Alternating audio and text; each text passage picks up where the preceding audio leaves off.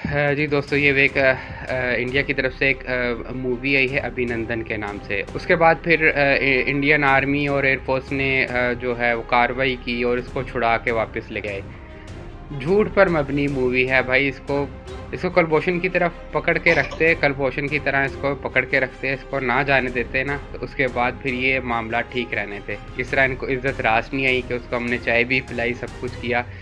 ये मूवी बना के क्या साबित करना चाह रहे हैं? अभी मिशन सिंदूर भी बना दिया, पहलगाम पे भी वीडियो बना दी। क्या साबित करना चाह रहे हो भाई? इस मूवी में ये दिखाया गया है कि अभिनंदन को पाकिस्तान में जिस मिशन के लिए भेजा गया था उसने मिशन पूरा कर लिया। उसके बाद पाक आर्मी ने या एयरफोर्स ने उनका जब इनका जहाज़ गिरा दिया गया और ये पाकिस्तान में रुक गए, और पाकिस्तान में इनका जब जहाज़ क्रैश कर गया, कैदी बना लिया जाता है, वो कैदी बना लिया गया। उसको छोड़ा नहीं गया, उसको जुल्म सितम किए गए। उसने अपने राज जो थे इंडिया के वो उसने नहीं बताए।